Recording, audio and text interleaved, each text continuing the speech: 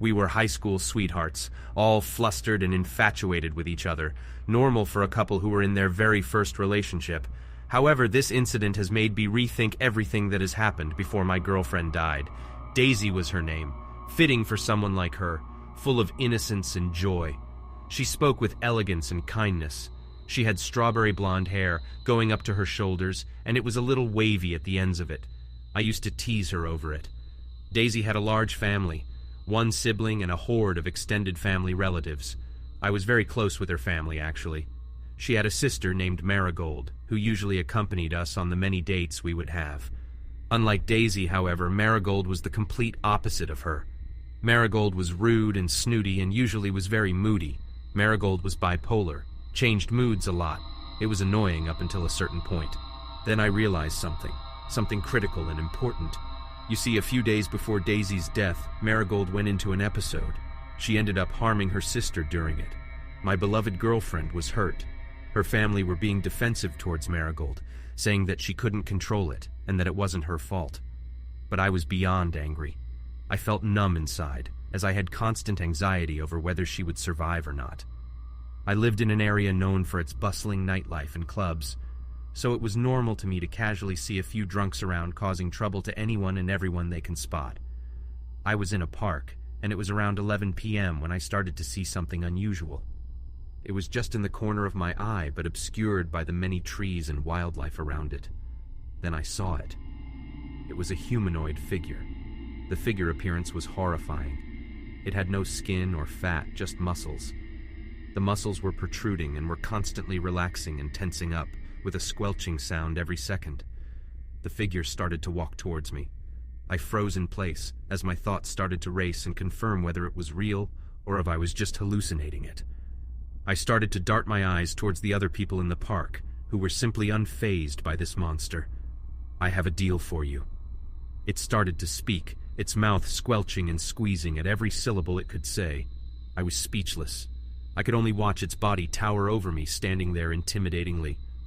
"What are you?" I said, fear filling my body. "My deal is simple. I'll grant you anything you want, but for—" I cut him off. "I decline your offer."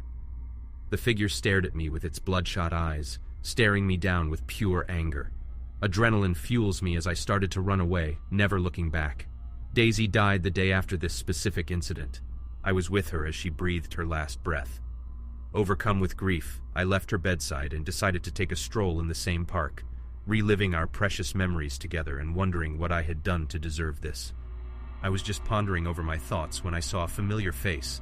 The figure was sitting down, cross-legged. As it spotted me, it said something I could never forget. "Don't disobey me again."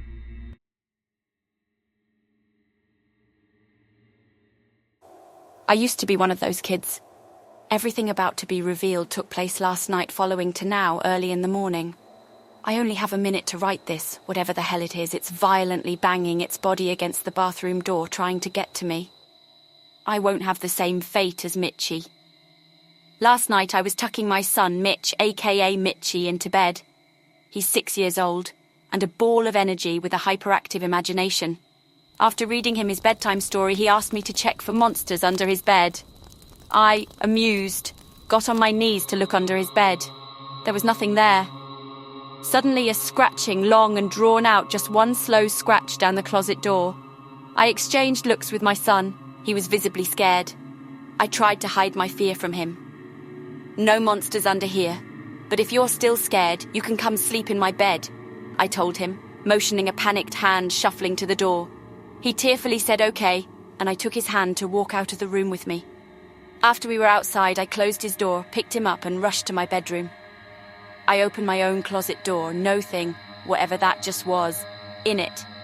I quietly pushed back a stack of shoeboxes to the side and tucked my son into the gap. I hid him using the shoeboxes and pulled over some hung-up clothes to cover the rest.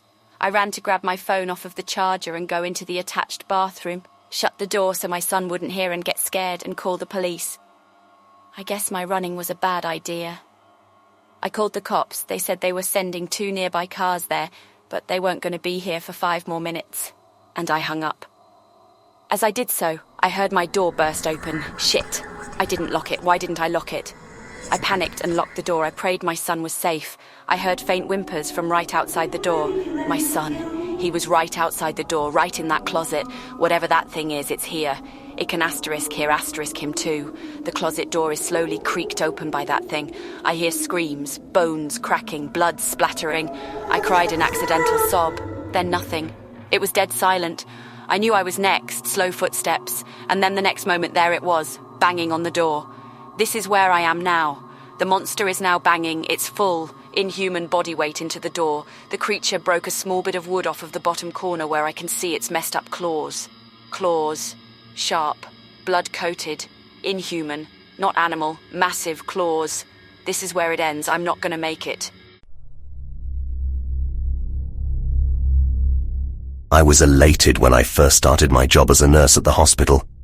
My passion for helping others and my desire to make a positive impact in the world had driven me to pursue a career in healthcare, and I felt like all of my hard work and dedication was finally paying off. Fresh out of nursing school, I was eager to put my newly acquired skills and knowledge to the test and make a difference in the lives of my patients. However, as the days went by, I started to feel a growing sense of unease. At first, it was just small, fleeting moments, a glimmer in the corner of my eye, a sudden chill that seemed to come from nowhere. But soon, strange and unsettling occurrences began to take place with increasing frequency. I would enter a patient's room only to find their heart monitor flatlining, even though they were stable just moments before. I would hear footsteps echoing down the halls when no one was there. These events were unsettling to say the least, and they seemed to happen more and more often as time went on. I tried to shake them off, to tell myself that it was just my imagination playing tricks on me, but the persistence of these strange occurrences only grew stronger every day. The hospital was a labyrinth of halls and rooms, and the thought of being there alone, surrounded by the unknown, filled me with fear. I couldn't help but wonder what was really happening in the hospital. Was it just my imagination playing tricks on me? Or was there something more sinister at play? The persistence of these strange and unsettling events only served to heighten my sense of unease, leaving me to question what was truly lurking in the shadows of the hospital. As I made my way through the labyrinthine halls, I couldn't shake the feeling that I was being watched. The quiet whispers and sudden chills that seemed to come from nowhere only added to my growing sense of unease. The hospital was a place of sickness and suffering, and at night, it felt like a completely different world. The sterile white walls seemed to close in on me, and the endless labyrinth of halls seemed to stretch on forever. The thought of being alone there, surrounded by the darkness and the unknown, was almost too much to bear. But still, I found myself drawn to the hospital night after night, unable to shake the feeling that something was waiting for me in the shadows.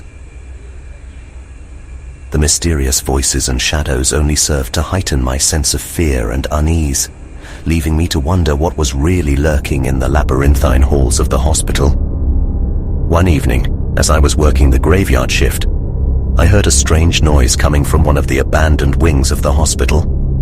My curiosity got the better of me.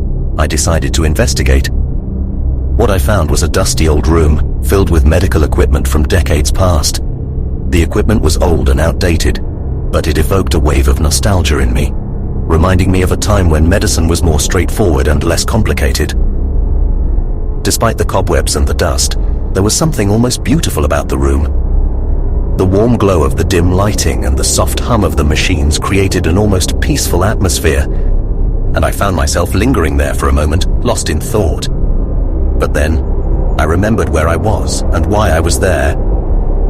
I quickly snapped back to reality, and a shiver ran down my spine as I realized that I was alone in an abandoned wing of the hospital, surrounded by outdated medical equipment. As I explored the room, I noticed something strange. One of the machines, an antique electroconvulsive therapy machine, seemed to be turned on. I approached the machine, feeling a mixture of curiosity and dread. As I reached out to turn off the machine, a hand suddenly shot out from the shadows and grabbed mine. I screamed, but the hand was unrelenting, pulling me closer to the machine. And that's when I saw it. A patient who had been declared dead years ago, still strapped to the machine, receiving electric shocks. The sight was horrifying, and I was frozen with fear. The patient's skin was pale and lifeless, and the sound of the electric shocks was like a constant, haunting hum in the background. I tried to pull away, but the hand was too strong, and I was powerless to escape its grasp. I was paralyzed with fear as I realized the truth. The disturbances in the hospital, the flatlining monitors, the footsteps echoing in the halls. They were all caused by the persistence of the hospital's dark past, where patients were subjected to inhumane treatments in the name of medicine. And I was trapped, alone in the hospital with the ghost of the patient, still receiving electric shocks after all these years.